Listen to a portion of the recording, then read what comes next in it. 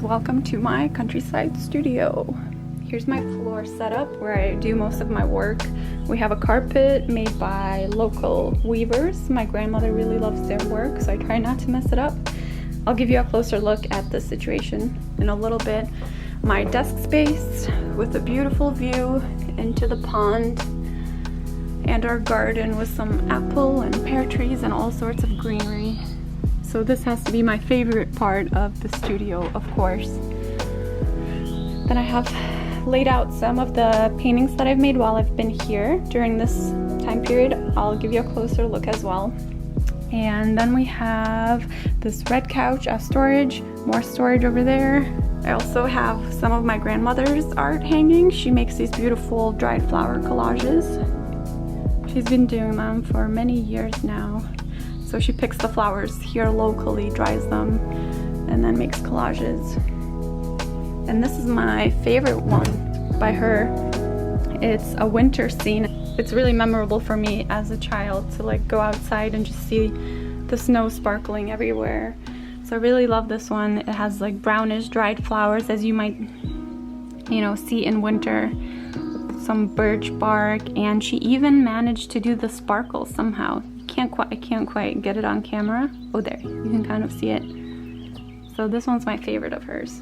I love working on the floor, so this has been my main setup since I've been here. I have a board underneath that I tape the paper to, just using regular painter's tape, and that keeps the paper flat when it dries, as well as gives me a nice wide border once I peel off the tape.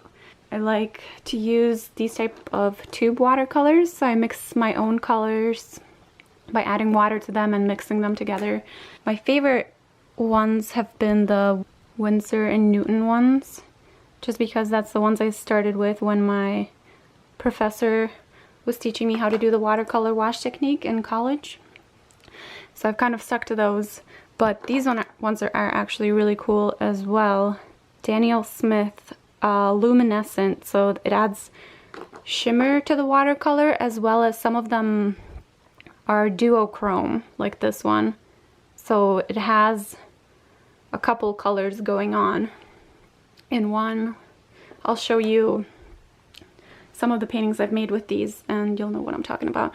So I like to mix my own colors, and then I store them in small jars or glass jars with a pipette, and that helps me use the color for more than just one day, because I used to do it on just a palette, but the color dries out. You have to use it up the same day, so I like that method much better. And then I mix my own colors and usually just have a random piece of paper to just test out some color swatches. And I use Chinese calligraphy paintbrushes. This one I actually got in China while I was there, and I consider it my lucky one. Has a nice little talisman.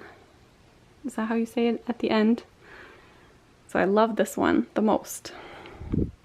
And it has a nice dotted texture on it as well.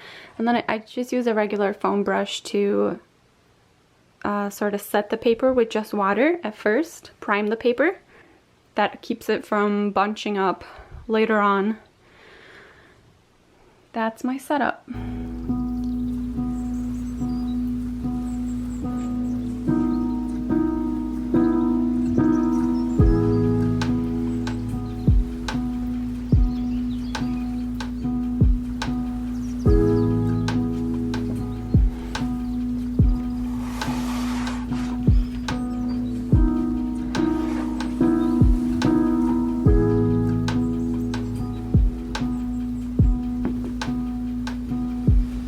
Hey guys, so this is a part of what I do in my life, so I figured I would share it with you and maybe encourage others to do the same. So I found a daddy long legs unfortunately stuck onto my tape, so I'm gonna try to very, very carefully help him loosen up his legs from the stickiness without harming touching any of its legs.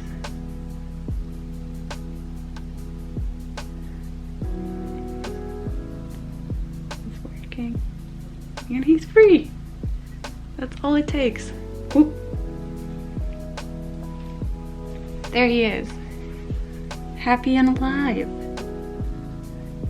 Not that it's likely that he'll be getting stuck to your painter's tape, but if you ever see a bug or an insect in distress, you can help him out because he's a living being too.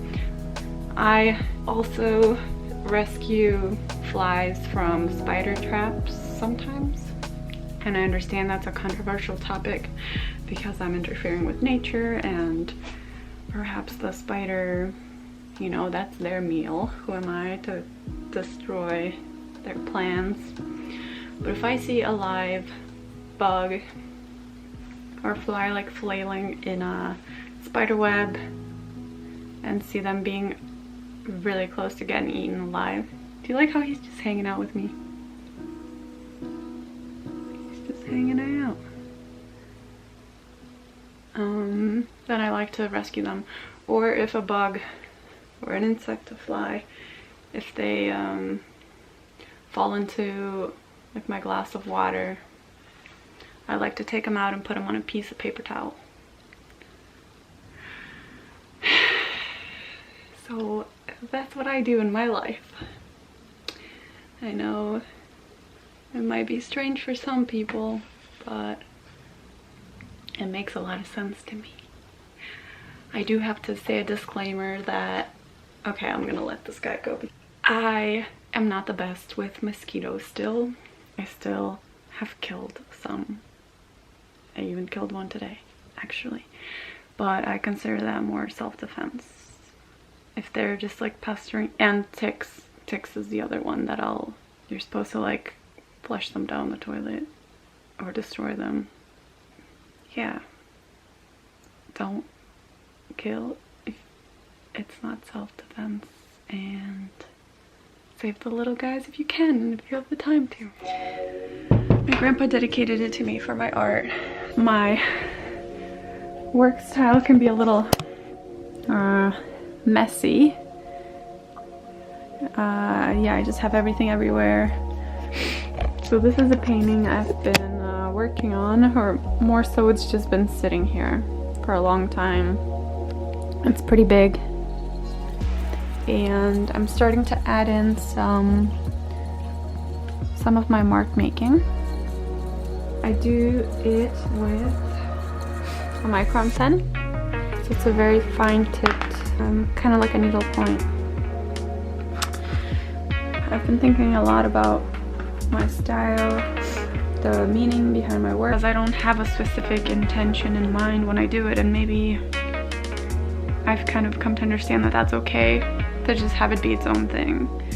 Do what is called a watercolor wash. So the image is painted with water first, and then the watercolor, and I also use ink, black ink, is added in afterwards. And the really fun part about it is that it's hard to control. It's something that you can't fully have full control over, because I mean, sometimes it's just like it will do its own thing. Like all these shapes are where the water puddles, and that's what causes the outlines, and it's just a very unpredictable process. So I just enjoy the process itself. It's sort of like a collaboration between myself, the material, and